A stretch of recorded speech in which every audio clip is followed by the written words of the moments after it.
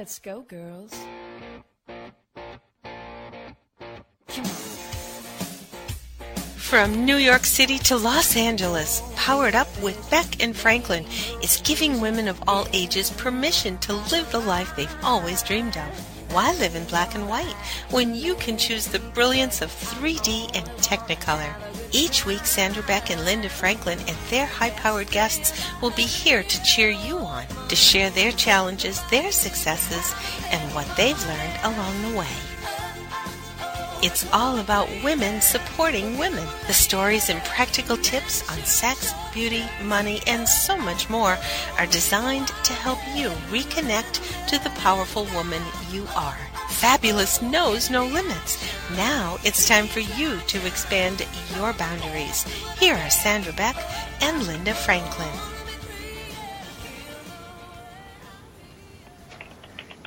Hey ladies, this is Sandra Beck and Linda Franklin, and this is Powered Up Talk Radio, and we are starting a new season again this year. Linda, I'm so excited. How about you?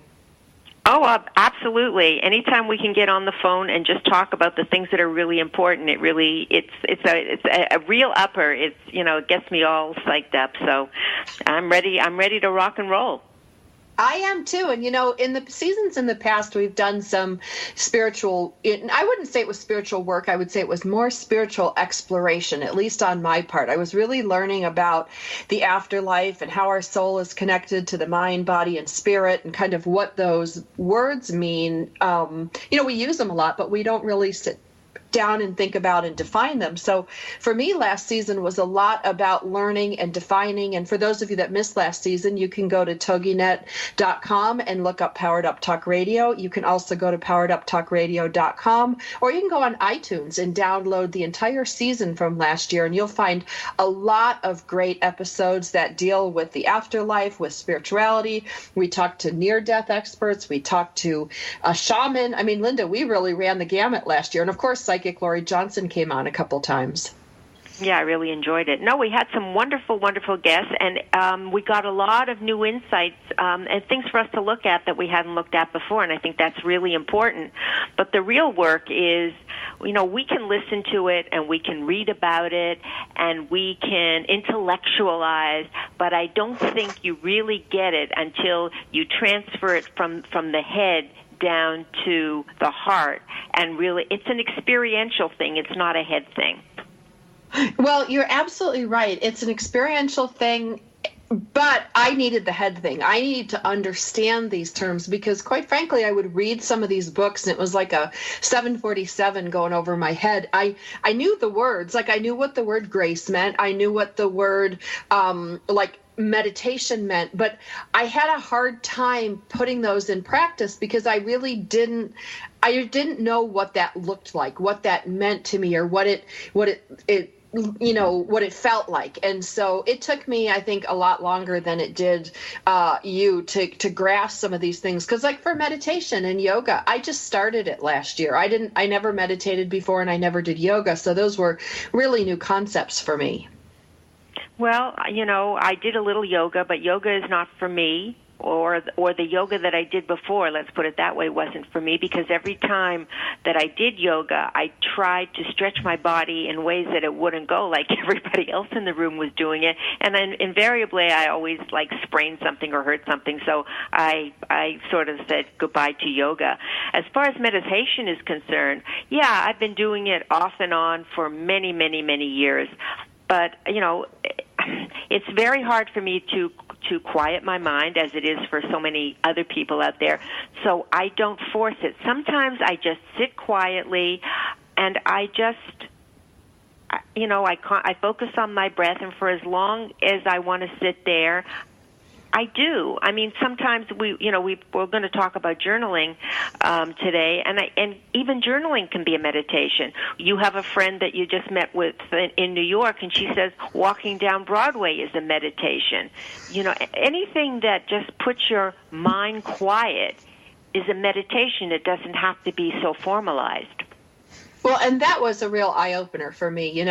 When I think of meditation, I see people meditating on the beach out here in Southern California. I see them doing yoga in the park and, all these things. And they have their yoga toys and their yoga clothes and their meditation this and their meditation that. And then I was reading these books and I really got myself tied up literally in a knot because it was so much pressure. And when I met with that friend this week and she talked about, or last week, I guess 2 weeks ago, and she talked about walking down Broadway and there's so many cars and noise and taxis and the hustle and bustle and people going right and left at every which way. And that's the way she meditated. That's where she could find her alone space.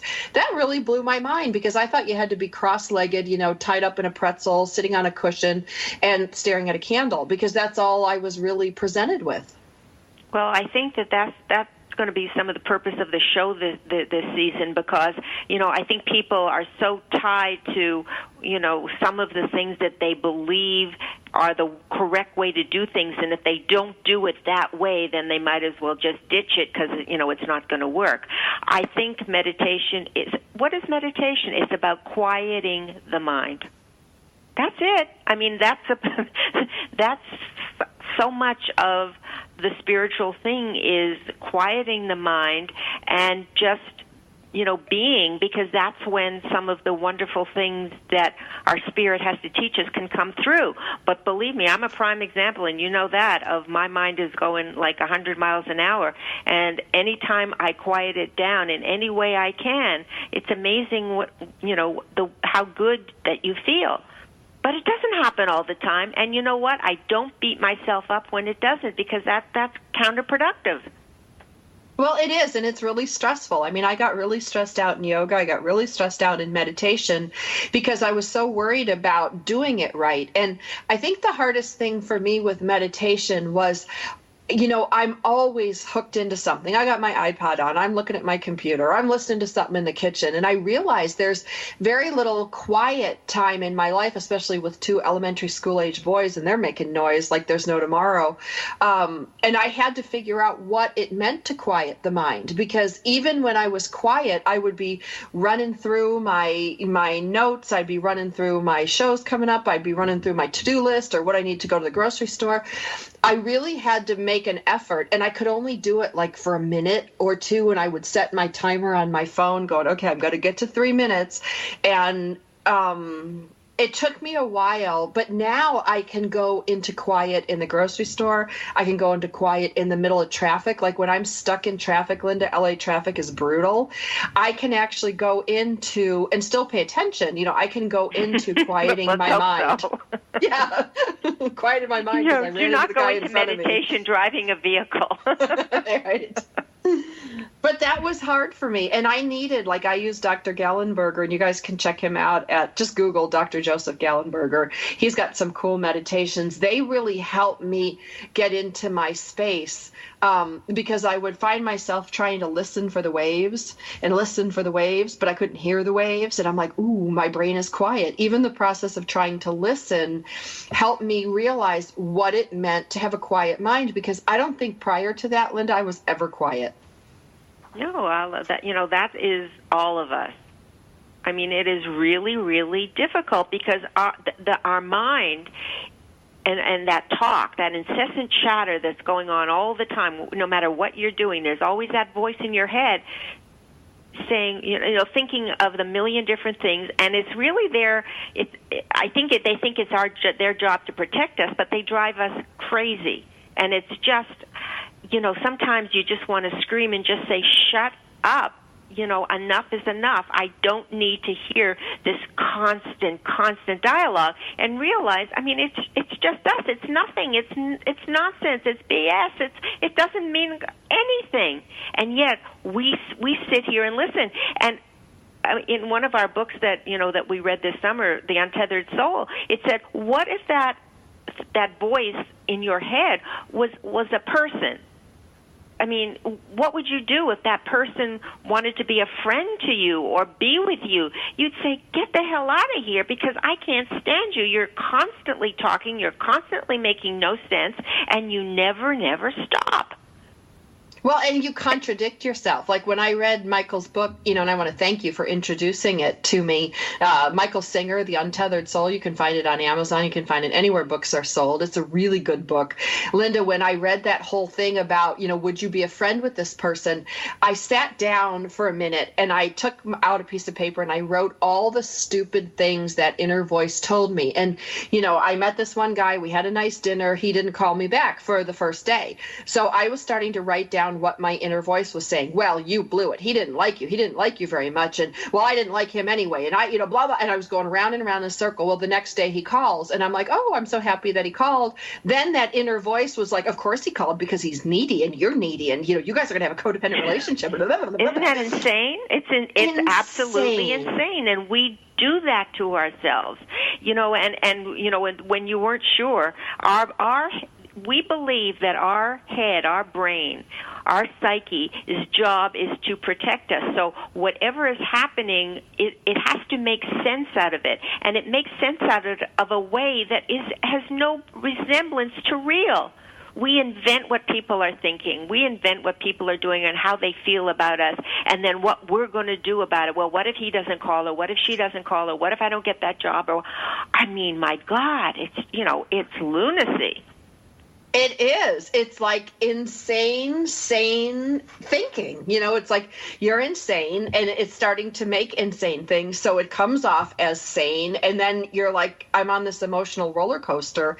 And, I think if we all just stop for a minute and think about one topic and think about what our inner voice has said, both pro and con, we realize that this inner voice really is doing us a disservice. And, you telling it to shut up, I tell mine to shut up. I'm like, shut up. You don't get to tell me what to do. I'm going to figure this out. And you don't get to speak for me. And you don't get to speak to anyone else. And I'm fighting with my inner voice, which makes me crazy. But it actually causes me to calm down because you literally have to tell it to shut up. Yeah, and we'll talk about it in the next segment. Stand back from it, observe it. And just because it's talking to you and you hear it doesn't mean you have to listen to it. And I think the more that you just ignore it and ignore it and ignore it, it may get the message and just, be quiet. It does. It starts to go away. And we're going to go away right now for commercial break. This is Sandra Beck and Linda Franklin for Powered Up Talk Radio. When we come back from the break, we're going to explore more about our inner voice and how to use it through journaling to make our lives better, because that's what we're here for. We'll be back again after the break.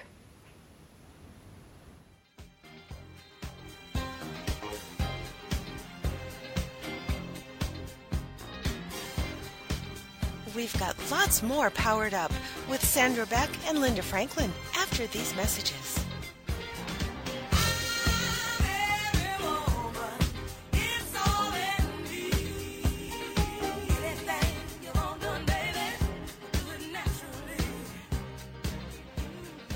LinkedIn. It's a great tool and a great way to do business in today's social media driven world. And Carol McManus is the LinkedIn Lady with the LinkedIn Lady Show. Tuesday and Wednesday afternoons at 4 p.m. Eastern on allbusinessradionetwork.com. The LinkedIn Lady Show is designed to inform, inspire, and educate businesses. Every social media site has a specific demographic, personality, and purpose. And the LinkedIn Lady will interview a variety of guests, such as business owners who can showcase their business and talk about how they use social media, such as Facebook, Twitter, YouTube, Google+, Pinterest, and of course, LinkedIn. For more on Carol and the show, check out her website, LinkedInLady.com. As trends change and new applications become available, the LinkedIn Lady Show will bring that information to you in an easy-to-use, fun, and engaging way. Every Tuesday and Wednesday afternoons at 4 p.m. Eastern, it's the LinkedIn Lady Show with Carol McManus on allbusinessradionetwork.com.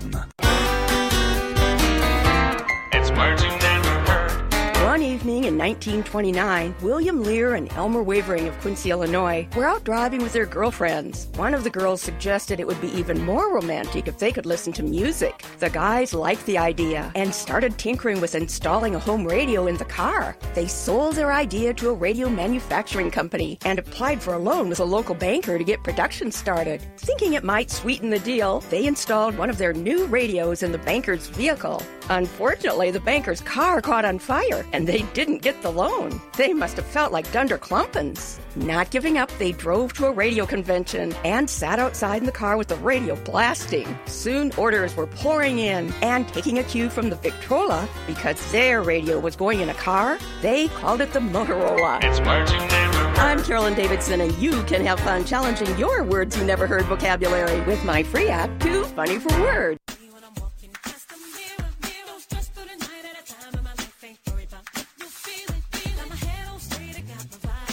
We're back with Sandra Beck and Linda Franklin. Here's more Powered Up with Beck and Franklin.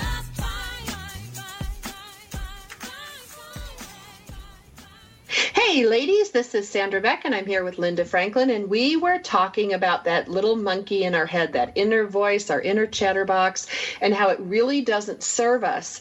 Linda, I think most of us, I know it was definitely, me for a long time, we live in this kind of distracting world. We plug in our headphones, we listen to music, we watch TV, the TV's on incessantly in my house sometimes, and there's never a moment where we sit down and be quiet. And I actually had to learn as an adult to quiet my mind and be quiet. And when you do this, it's amazing how much inner peace you can get too, because one of the things I didn't realize is that inner monkey, or my own thought stream, was causing me a lot of stress and anxiety, and I felt like I was always on alert. Yeah, that's what it does, because it feels like it's the psyche. That's what that voice is, and I think that we've given it the most horrific job in the world, and that's to protect us at all costs. And this is how it does it. It just keeps streaming in all of this garbage that it believes that it's good for us, but it's quite the opposite. It isn't good for us. And, when we talked earlier about, like yoga or meditation or journaling and the self-pressure we put on ourselves, we live in a society, especially here in the United States, where it's how things look. It's how it shows up to us and everyone else. And I know I can get a little OCD with certain color and certain way things are organized. But one of the things that I had a hard time with, and this is so funny, I had to line up my yoga mat with the wood lines on the floorboard. Like if the yoga mat was askew from the lines on the floorboard in the yoga studio, it bothered me. And I was like, oh, wow. Like, yeah. I have to have my mat a certain way. And, with journaling, I must own 20 journals, beautiful ones. But then I was afraid to write in them because my handwriting is bad and my spelling is bad. And I didn't know what to write. And I couldn't do it. Well, I've journaled off and on. Everything for me is off and on through the years. I'm back to journaling now, and it's really an interesting thing about journaling. I don't journal every day because I don't have something to get off my chest every day. I find, and I don't know if you do or the people listening do, I want to journal when I am really pissed off, when I'm really angry, when I'm really mad, if I'm really sad, when I'm really emotional. That's when I have to get it out. But if I'm just having like a pleasant day, I don't feel the need to because then I'm going to manufacture things because I'm not feeling it. And again, it's not a head thing, it's a feel thing. And when you're sitting there with that pen in your hand and all this stuff is pouring out of you, that's not coming from your head. It's coming from deep inside of you. From your head. And the other thing that happens is that, when you're upset about something, and it could be something from the past, it could be the present, you could be worried about the future, all of those thoughts have energy, and they for me, they bubble up inside of me, almost like a geyser, where they start, it starts percolating, and I can feel it in my chest, and it comes out in my throat, and, I'd really rather not scream at my kids, or my partner, or my boyfriend, or my girlfriends, I'd rather not do that. So one of the things I did find was that, especially with negative emotions, fear or sadness or anger, they're really helped by putting down on a piece of paper. Yeah, they are. And, everything, I mean, the things that we're maybe very upset about today, it's not necessarily the things that we're upset about today. They're just a trigger for things that have happened years and years and years ago. And if we don't deal with the things that bothered us forever, then they're going to continue to bother us. They're going to continue to trigger. Another thing in that book that I really want to share, and that's what we're talking about now, are the thorns. In Michael Singer's book, he talks about each of us have thorns.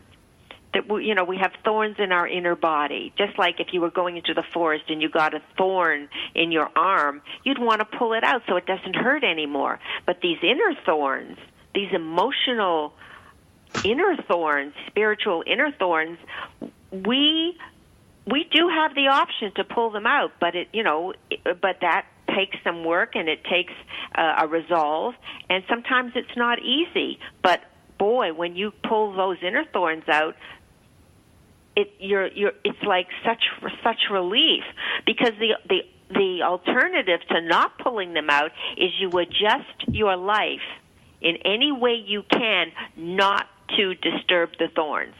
So whatever it is, you're going to go out of your way to do or not to do, or with people or not with people, that will disturb your thorns. And what you do, you compromise your whole life trying to protect yourself. Well, and that thorn thing was really hard for me to understand. Like, I get it. When you have a thorn in your finger, you need to pull it out. But when you have a thorn in your psyche or in your mind or your soul, I had the hardest time trying to identify what those thorns were. And, and I'm just going to share some of mine. I know that I started to avoid things when people would do things with their mother because I would feel really sad and I didn't want to go there and visit those emotions. I found that I didn't want to go to family events where lots of husbands and wives were there because I felt really bad since my divorce. My ex-husband cheated on me, so I had a hard time trusting anybody, so I would always keep relationships with men at arm's length and never let them get too close. And then I realized those are my thorns. Linda, you helped me identify what those thorns are. And the only way I could figure out my thorns was to go back and think about what bothers me. Well, it bothers me to be around happy couples. Why does it bother me? Because I'm single, because my divorce was painful, and I don't want a reminder of it. And then I realized, okay, that tells me I need to go and work on some of these things so I can get rid of this stuff. So I did. I started journaling about divorce. I started journaling about infidelity. I wrote blogs. I did all this stuff. And it's amazing, Linda. Now I can go to family events. I don't even notice that I'm the single one there or the single mom, or I don't really worry about, these men, quote unquote, hurting me, because I already survived, what was traumatic in a marriage. So if I already survived it once, I don't want it to happen again. But you kind of take that emotion out of it. Yes. And isn't that, and it's, again, such a relief. And you can do things that you never thought you could do because the thorns were always there, not allowing you to do it. And just pull them out. And we all have them. And they all stem from so many different things, from our childhood to right on through till yesterday or today. And, it's really stupid to compromise our lives because of that hurt that's inside of you when it can be worked out. Right, it can be. And I want to talk about the actual process of working things out. And, I used every method known to man. I did yoga, I did meditation, I journaled, I went to a therapist, and all of those modalities were good for different things. I won't say there's any one end all be all, but the one that was the kind of the fastest, the easiest, and cheapest was just taking a piece of paper and handwriting things. And Linda, I want to just digress for a minute here and talk about handwriting, because I found a study online that talked about people who journal on a computer or journal with their hand. Now, when you write with your hand, you use 10 times the neural connections that you use when you write on a computer. So right then and there, you're actually using your brain a lot more using your hands versus using the computer. But this is one of the things that I thought was very interesting about handwriting versus the computer. The entries, as how descriptive they were or evocative, meaning bringing your feelings up, they're kind of almost the same. And exploring thoughts and attitude rated almost the same. But when we got to exploring emotional issues, all of a sudden handwriting goes off the chart. And if you're just talking about your daily abilities, there's not really much between handwriting and the computer. But when you talk about problems or gaining insights or expresses profound truths, the handwriting goes off the charts. And I was able to find study after study that showed this, that there is something different that happens to us when we pick up a pen and paper versus when we journal on the computer in the kind of efficacy of healing ourselves. Yeah, I mean, I think so too. I've never journaled on the computer, only handwritten. But I mean, this is all of your energy coming through in your pen and paper. On the computer, it's plugged in. It has its own energy, and you just want to sort of be pure when you're doing something that's so important. So.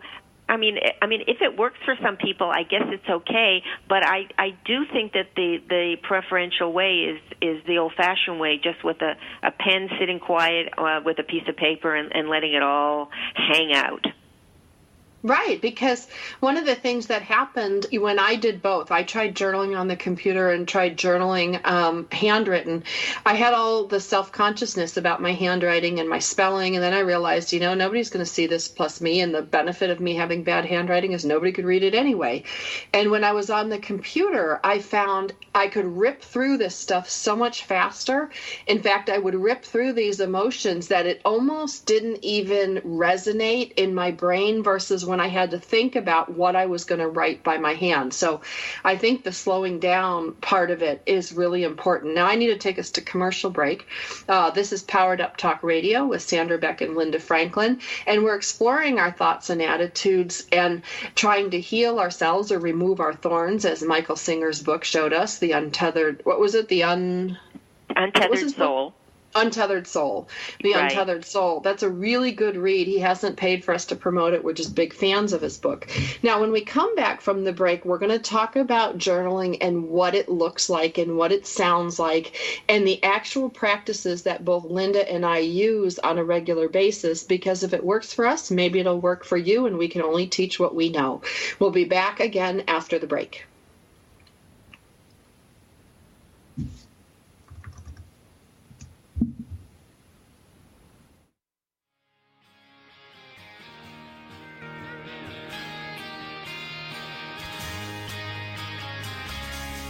We've got lots more Powered Up with Sandra Beck and Linda Franklin after these messages. This is for all you girls about 42. Tossing pennies into the fountain of youth.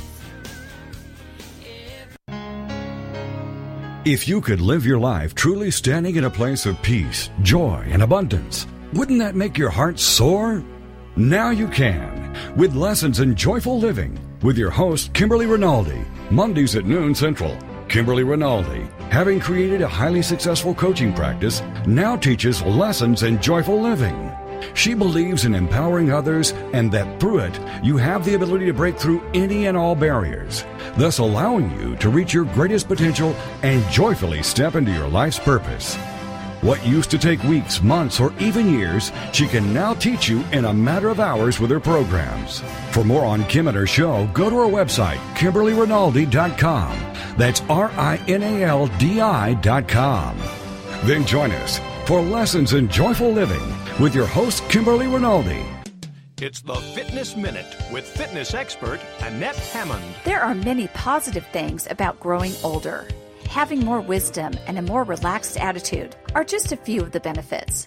But one downside of aging is a decline in lean muscle mass. All of us lose valuable muscle as we grow older, which leaves some of us weaker and more prone to injury. The solution is weightlifting. Livestrong states that for people over 50 years of age, weight training can be a great way to build muscle mass, boosts strength, and improves certain medical problems. According to the American College of Sports Medicine, adults under 65 should lift weights 2 days per week, while those over 65 should weight train 2 to 3 days per week. Weightlifting builds muscles and bone and keeps you strong. For the Fitness Minute, I'm Annette Hammond, keeping you healthy, happy, and fit.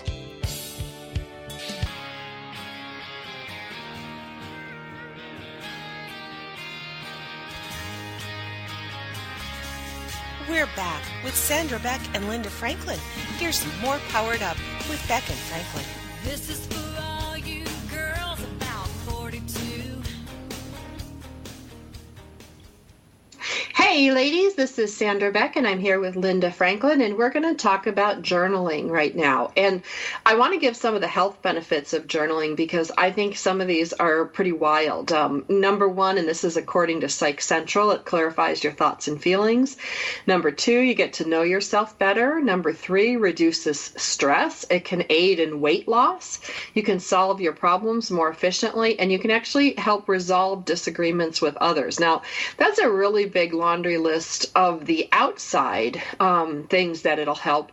But I want to share, and Linda, I'm sure you've got a few too. I want to talk about the inside things that this helps. And one of the things that it does for me is it helps me understand what's really important to me or why I'm angry, because I can write down I'm angry about 50 things, but then like once I've exhausted that initial anger, I can kind of get to the real meat of the situation, and then I can think about the changes that I want to make. Like, for example, I am so tired of being snowed, and in the past like 4 weeks, people have spent so much time trying to snow me or sway me to their opinion, to agree with them or whatever. And I was like, enough. I'm not going to read your emails. I'm not going to answer the phone. I'm not going to talk to you about the ends of the earth because you're just going to wear me down. I know what I know, and I'm happy with my belief. And then I sat down and I thought, okay, I need to limit my time with X, Y, and Z. I need to limit my time with these people. And I started making this little action plan.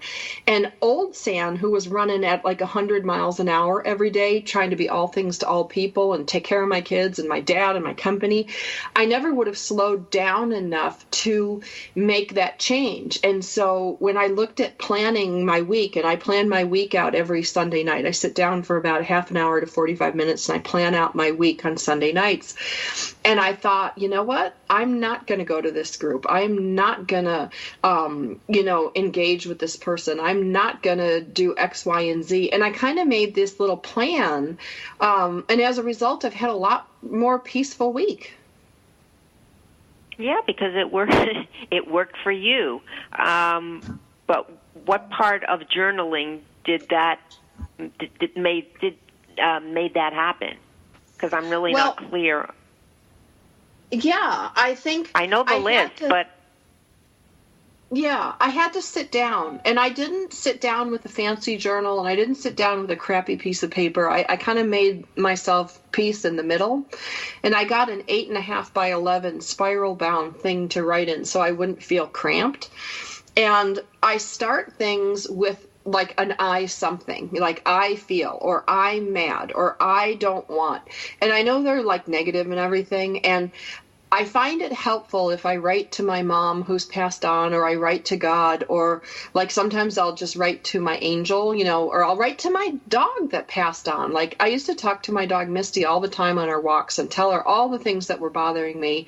And she, of course, would wag her tail and tell me it would be fine. But I use those maybe mechanisms or tools so I can start talking about these things, because there's not, like, Linda, I love talking to you, don't get me wrong, but I do not want to call you every day and unload all my problems on you. Right, I understand. Yes, because that's something that you just don't do, but you probably would feel worse doing it than I would receiving it, because I know where it's coming from, and if you love somebody, then it's not such a burden, because this doesn't happen all the time. It's just it happens when it happens. Well, and that's where we're going to go out on a limb here, and I'm going to say, everything I read today, I did a lot of research on journaling, from Tiny Buddha to, the Psych Journal, and to learn all these things about journaling, and everybody said you have to journal every day. Well, no, you don't. It's too much pressure. I don't have time to journal every day, and I don't want to dredge up feelings every day. Well, and it's just what I said, before break. I don't feel pressured to journal every day. I journal when there's something bubbling up that I want to get out. If I'm just having a lovely day and I'm doing this and I'm doing that, it's fine. The day is fine. Nothing's annoying my thorns that day. Right, and there's nothing I feel like digging in the past about, because it's not like, I'm in recovery, for something, and, people really need to dedicate to working on themselves. I have a life, I have kids, I have a job, and yes, I need to have this introspection, but, I can't do it every day. It's exhausting, and it's not productive. No, and once you get to a place where you're sort of can shut off your brain, or you shut off that monkey voice in your head, and that you can sort of sit back from it, things don't get so crazy. I mean, you can help yourself, just by, sort of just trying to practice on that every day. Well, and I think it's situational too. Like, I go back to, I talk at my hate journal. I had that ugly lipstick cover journal that was so ugly, and I thought it was perfect for how I felt. And when I was going through my divorce, I would journal probably 4 out of 5 days a week, maybe 5 out of 6, some days all 7. But that was because, there was stuff going on. I was processing. I was doing a lot. So, I went with the flow. I went with when I needed to journal. I picked it up. Yeah. You go with the flow. You don't force it, because when you force it, you're not going to get the benefit from it. You're creating another thorn. Right. of this is something I need to do. I have to do. Those have tos. This is something I have to do, and the more have to dos you have, the less joy you're going to get out of life. Right. Well, and one of the things that you helped me identify when I was out visiting you in New York, and we were talking about this, about journaling, what I do is I have a certain time in the morning that I can journal. It's in between my kid drop off at school so that they're set and when my work day starts. So there's a window in there about 45 minutes, and I can meditate. I can go to my yoga class. I can walk in the park or go to the gym, or I can journal. And I've gotten in the habit of asking myself during this period of time, going, what do I need today? One day I needed a pedicure.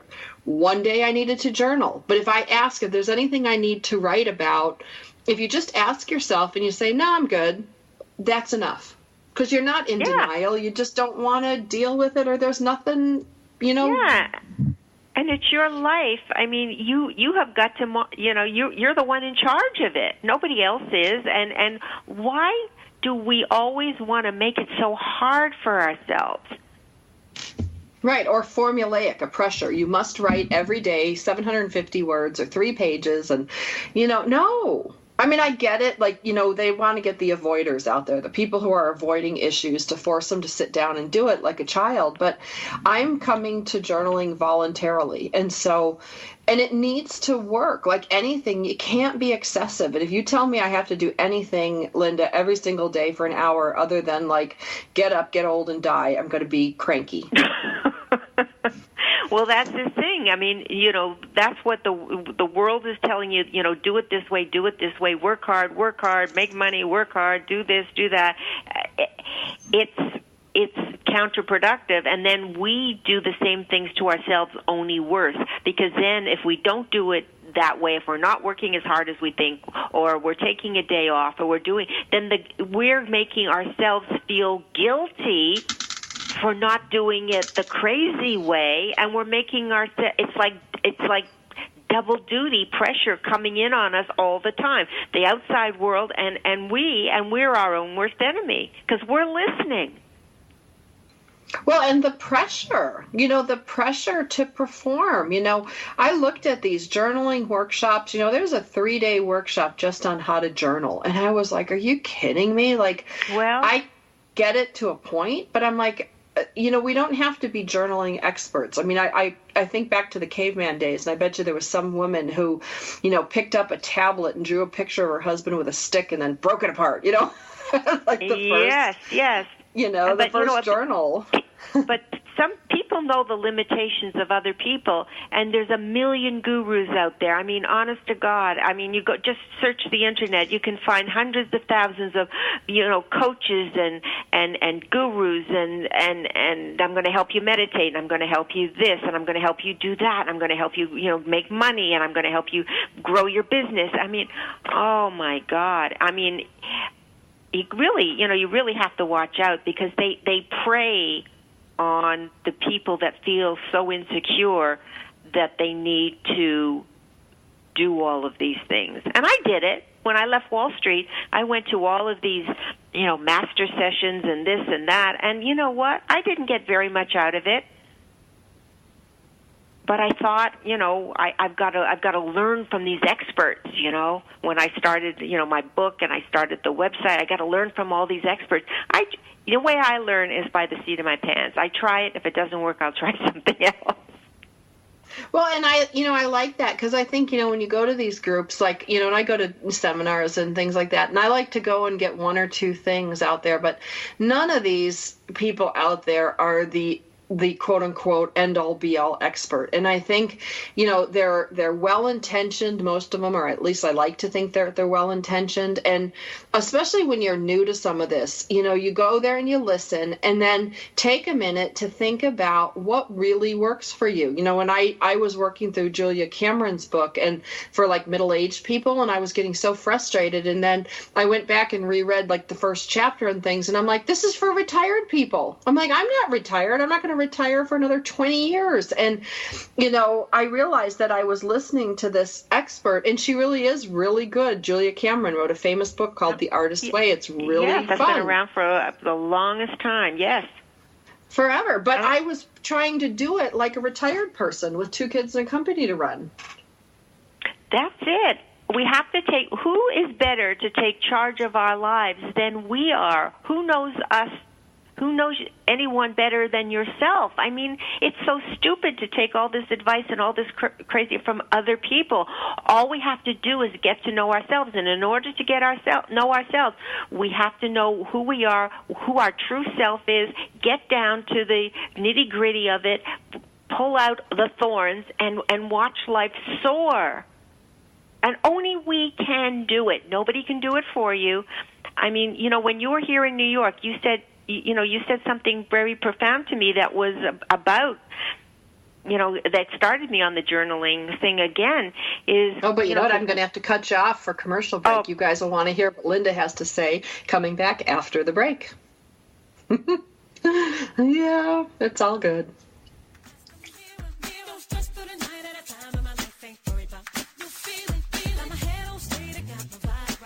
We've got lots more Powered Up with Sandra Beck and Linda Franklin after these messages.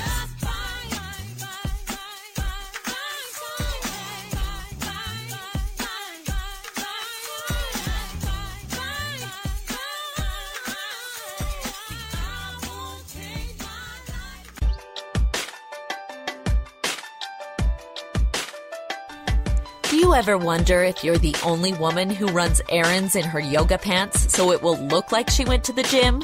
Or how about the only mom who feeds her kids raw cookie dough?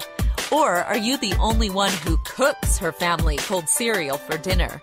Do you need more laughter and less loudness? More self-love and less self-loathing? More joy and less judgment? You're not alone. Come to the living room, a place where we get comfy, candid, and confident together. Come seeking sanctuary and leave feeling renewed. We're saving a seat for you. Give yourself some living room today.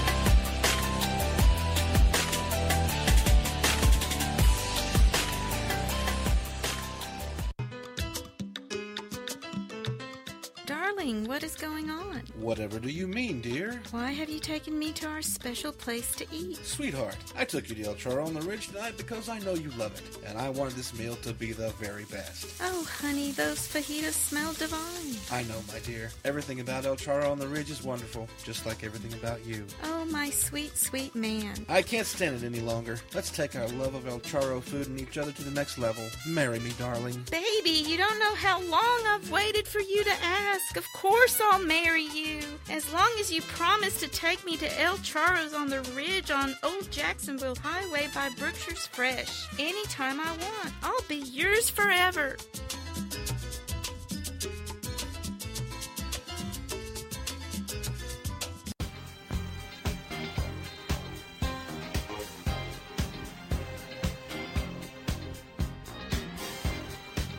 We're back with Sandra Beck and Linda Franklin. Here's more Powered Up with Beck and Franklin.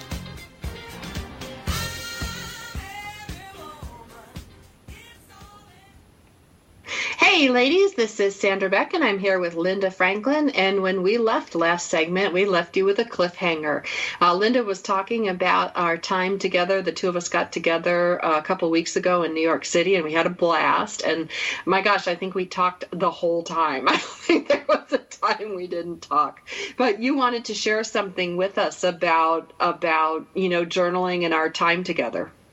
Yeah, no, I mean, yeah, we talked and we talked and we talked, and that was, I mean, sometimes that's very, very, therapeutic, just letting someone talk and you're just there to listen to them, and that's what happened between us.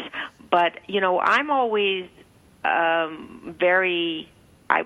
have been very frustrated because I've been doing this work for a long time, and I'm very, I've read, a zillion books, and I understand it, although I've never really experienced some of the things that you've experienced or that our other friend, now I can say our friend, has experienced. And so that always kind of frustrated me.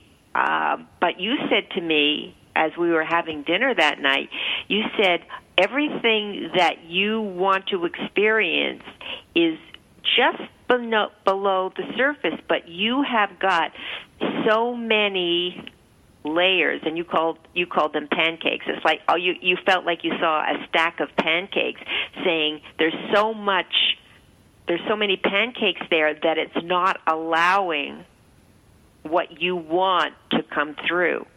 And I got that right away, and that's why I'm journaling now, because I want to get rid of all of that.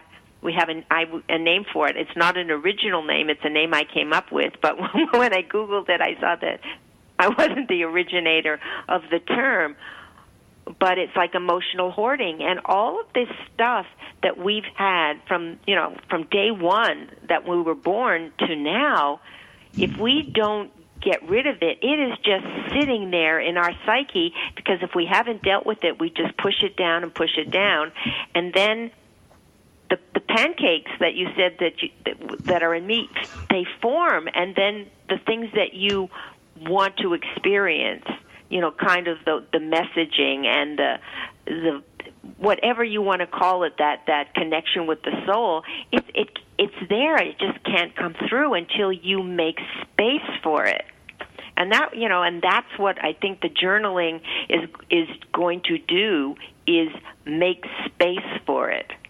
Because I can get by journaling it, I can get rid of some of those layers so that there's room for something new. Well, and I think that's really important, for these layers, because that's one of the things that, I learned when I was in therapy with this great lady, Vicky, who I just owe so much to, is she would always peek under the layer. We'd be talking about something and she'd ask a question and we'd kind of go a little deeper and kind of go a little deeper. And, sometimes these things many times they went back to me in sixth grade or me in second grade. And I could really, you talk about those thorns, that are in there.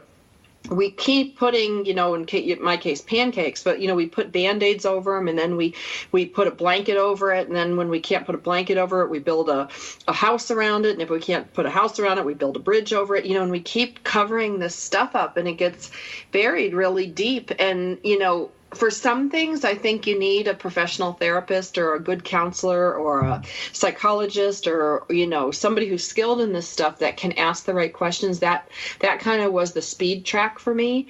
I don't know if I could have gotten to where the root of some of this stuff was as efficiently just with journaling. So I, invite people to use their health insurance. Everybody has health insurance coverage with some riders for mental health. And so, check out your policy. See if you have those, or their sliding scale. There's a lot of places. You can go to AA meetings. They're another good place to learn about yourself. But you got to do it. And I think, when we talk about emotional hoarding, you start to shut off after a point. And I want to talk a little bit about that.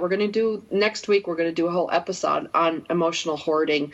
But what are some of the signs, Linda, that you found? I know I have my own, that I'm holding on to some emotional things that I don't want to deal with. Because, it doesn't happen every day, but certainly, and not with every person, but certainly with somebody that you're very close to, whether it be a husband, a wife, or a child, or sister or brother. I don't have sisters or brothers, so I have to. They do something, and then you say, okay, well, this isn't worth a fight or paying attention to, or I'll let them get away with that, and you say it once, and you say it twice, and you say it 42 times. And then eventually they're going to just look at you cross-eyed, and you're going to explode. Because it's the trigger, and it's the hurt, and it's the anger, and it's the sadness, and it's all of those things that you just, and people, if someone was just watching you, then you say you're going off the deep edge, but it's all these things accumulate, and then they have to eventually get out, or I think you're going to die. And I really think if you don't pay attention to these things, eventually it's going to hurt your physical body, because how much can you carry around? And in my case, a lot of people remember their childhood very, very well. For whatever reason, I don't. So I can't isolate an event and say, oh, that must have been something that made me this way. I can think of a few, but, when you're building up layers from when you're a young child, and then it just influences the people that you choose when you get older. Who you choose as a mate, who you choose as friends, who you choose as the kind of work that you do. It's no accident that you sort of go along the path. And if you're an emotional hoarder and you're kind of hardened because that's what you had to do to survive, you're going to pick people just like that, because if anybody was not like you and pretty free and would shower you with affection or all this emotional love, you would probably eat them up alive because you wouldn't know how to handle it because you never did.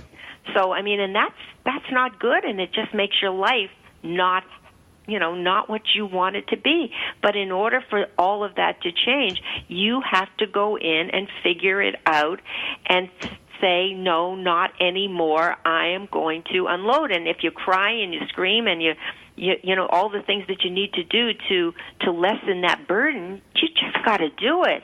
Because otherwise, there is no otherwise. You're going to live a life that isn't fulfilling, and you're not going to be happy. You're not going to be in touch with your soul's purpose of being here in the first place, and you're just going to be so blocked. And gosh, we just want to open up that passageway so that we're not blocked anymore. I don't know how to say it any clearer than that, but you just get to a point where you just say, I don't know what I got to do, but I got to do it. Well, I agree. And for me, it was a little different. I was starting to get really curious as to why were other people reacting a certain way and I'm not? I started to think there was something broken in me because I wasn't feeling anything. You know, I started to, like, you know, people would be upset or angry and I wouldn't feel anything. And then, you know, something would happen and I wouldn't feel anything. And I thought, oh my gosh, like, what if my feeler's broken? You know, I'm like, and what happened was I think it just got so weighted down by everything that I just stopped feeling. And it wasn't like I stopped feeling in just one aspect of my life. It affected my kids. It affected my work. I just didn't feel anything anymore. And that was really scary to me. Yeah, no, I'm. Believe me, we're very, very similar because that's happened to me too. And you also, you know, you think that you have no compassion, and that you really don't feel anybody else's hurt or pain, and it's like, holy moly. I mean, you know, what's the matter with me? I mean, over the years, I've had friends, and maybe, you know, they weren't my close friends, but they were people that we would socialize with. And if something happened and we didn't see them again, I could care less. I could care less. It's amazing. Yep. You know, it's just like you write them off and you say, okay, that was then, this is now, and I don't miss them at all. And you know, that's happened to me on several occasions. And I said, well, you know, it's just who I am. Yeah, but it's not. And once you start, like for me, once I started on this journey and kind of unloading all the things I'd been hoarding, I felt freer. I felt lighter. I could go and chit chat. Like one of the things that I lost was my ability to chit chat, like just have a nice little chit chat with the other moms at school. Like I would stand there like a stump going, I have nothing to say, which is shocking since I'm on the radio every day, but I had nothing to say. Yeah. Because you felt it was like, you know, why bother? They're not going to get. Sometimes I say, why bother? Because, you know, we don't have anything in common, and anything I'm going to say, they're not going to get anyway. So, right, and it's like, get out of here. Yeah, and that's not the way we want to live life. We want to interact and have fun, and, you know, be part of something. But you can kind of feel yourself like just dissolving or evaporating. You know, it's just tough. It is tough, but, you know, I think the first step, and this is the first, is realizing what you're doing to yourself, realizing that there is a way to make it stop, and you have to do the work, and when you do the work, I think life is going to be so much different that you're not going to recognize it, and I think you're feeling some of that already. I am. And, you know, I've got to take us to the end of the show. For those of you listening today, I invite you to tune in next week or to look for the second episode called Emotional Hoarding that we're going to have for this year. And we're going to really talk about, you know, what this looks like, what it feels like, and what are some things we can do with this and how to open up our closed hearts. We talk a lot about open hearts. We see that everywhere. And for me, I had a year-long quest of figuring out how to open my heart. I was ready to use a can opener by the end of the day. I couldn't get it. So I really encourage you guys to check out our next show coming up next week, or check us out on iTunes. This is Sandra Beck and Linda Franklin for Powered Up Talk Radio. If you like this show, we've got almost 150 hours on iTunes, so you can check this out for this episode and other ones like it. We'll be back again next week.